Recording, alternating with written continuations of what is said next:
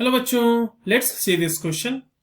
Calculate H plus ion का concentration, then HCOO minus ion का concentration and OCN minus का concentration in a solution that contains 0.1 molar formic acid जिसकी Ka की value given है 2.4 into 10 to the power minus 4 and 0.1 molar HOCN जिसकी Ka की value given है 4 into 10 to the power minus 4।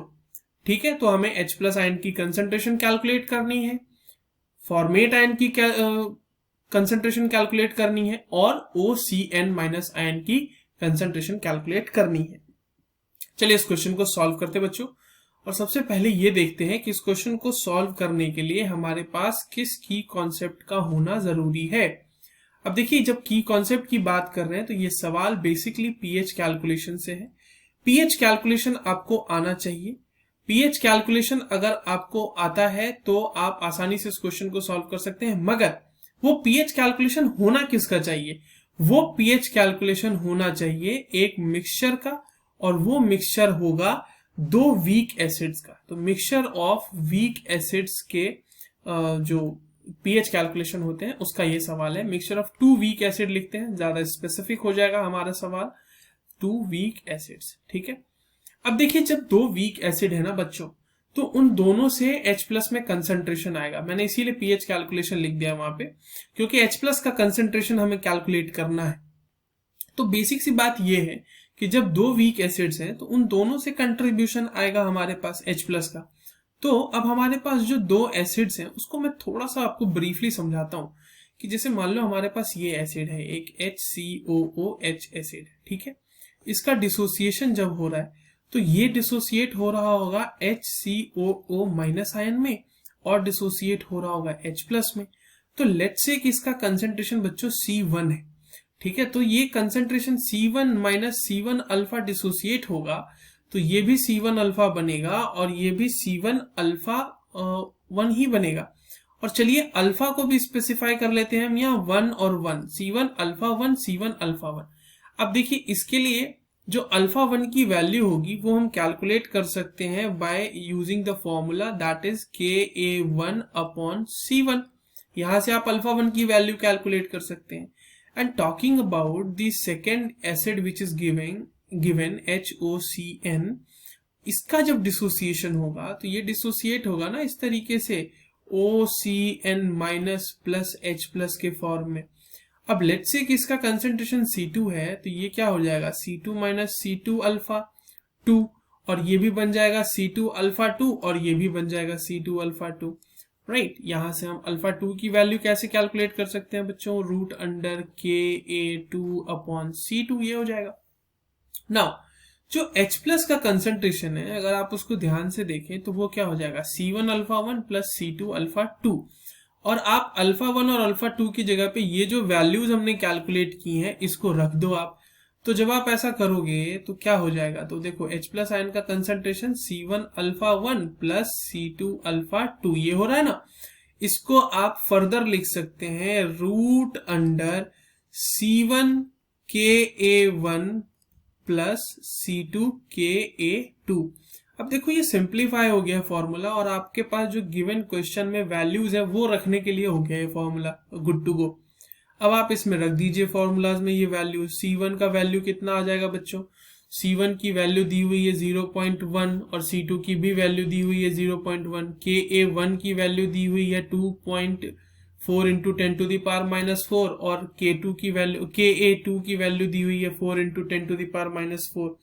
तो आप इन सारी वैल्यूज को यहाँ पर रख दें। चलिए रख लेते हैं इन वैल्यूज को। 0.1 into 2.4 into 10 to the power minus 4 plus 0.1 into 4 into 10 to the power minus 4, ये हो गया।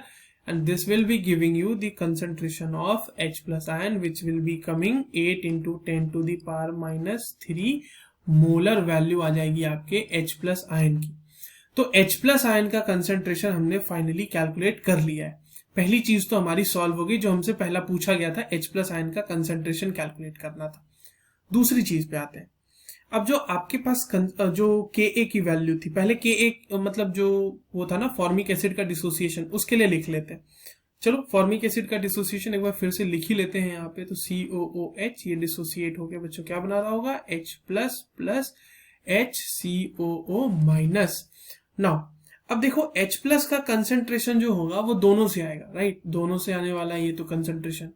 तो अगर मैं यहाँ पर इस तरह से लिख देता तो शायद ये गलत नहीं होता कि C1 alpha 1 plus C2 alpha 2 H plus का कंसेंट्रेशन होगा, और इसके केस में भी C2 C1 अल्फा 1 का कंसेंट्रेशन एड अप हो जाएगा। H प्लस का फाइनल कंसेंट्रेशन यही होने वाला है इस पूरे सोल्यूशन में। अब आप देखिए कि आपके पास जो यहाँ पे डिसोसिएशन किया हुआ है हमने, तो यहाँ पर H प्लस का कंसेंट्रेशन तो वही आने वाला है ना, C1 alpha 1 plus C2 alpha 2। तो चलिए यहाँ पर Ka की वैल्यू फाइंड आउट करते हैं, Ka1 की वैल्यू बेसिकली फाइंड आउट करते हैं। तो Ka1 की वैल्यू क्या हो जाएगी, ये हो जाएगा H प्लस का कंसेंट्रेशन इंटू HCOO माइनस का कंसेंट्रेशन, और अपॉन फॉर्मिक एसिड का जो कंसेंट्रेशन गिवन है वो है HCOOH का कंसेंट्रेशन। अब आप देखिए Ka1 की जो वैल्यू है वो आपको गिवन है, आपको फाइंड आउट करने के लिए बोला जा रहा है सवाल में कि आप इसकी वैल्यू फाइंड आउट करें, concentration of HCOO minus ion की वैल्यू फाइंड आउट करें। अब जब इसकी वैल्यूज हमें फाइंड आउट करनी है तो बाकी की वैल्यू क्या हो जाएगी, इसमें वैल्यू पुट कर दो आप।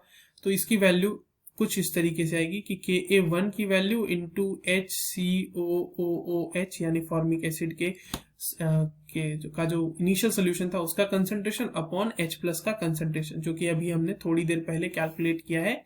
यहाँ पर देखिए this was the H plus concentration 8 into 10 to the power minus 3 molar.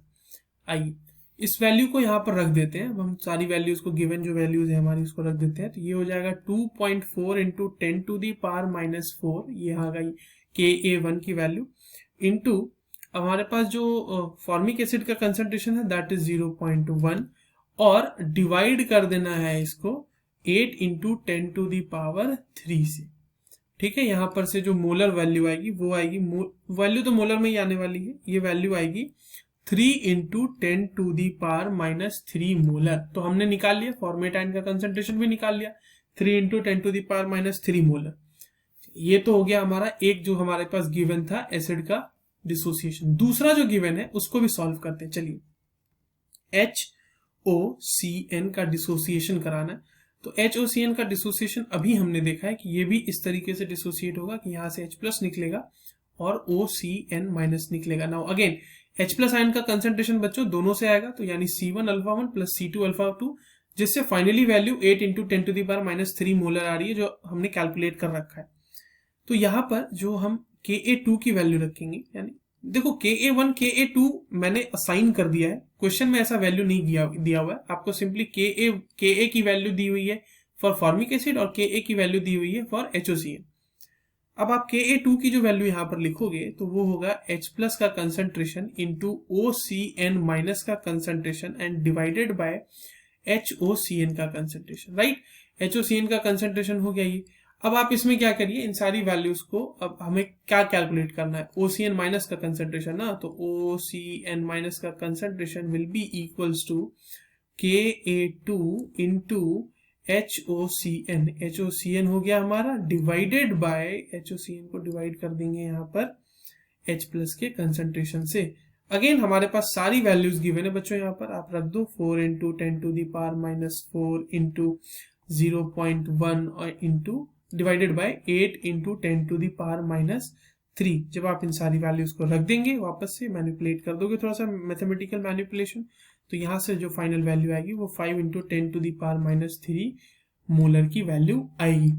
तो हमारे पास तीन चीजें बोली गई थी इस क्वेश्चन में कैलकुलेट करने के लिए। आइए देख लेते हैं कि फटाफट हमने कैलकुलेशन करा है कि नहीं किया है। हमें H प्लस का कंसेंट्रेशन कैलकुलेट करने के लिए बोला गया था, so this has been calculated over here. यहाँ पर हमने H प्लस का कंसेंट्रेशन कैलकुलेट किया है। फिर हमारे पास HCOO माइनस आयन का कंसेंट्रेशन कैलकुलेट करने के लिए बोला गया था, वो हमने यहाँ पे कैलकुलेट कर लिया। And finally we have calculated the concentration of OCN minus, जो कि हमने यहाँ पे कैलकुलेट कर लिया। So this was all for this given question. I hope you understood this well. All the very best.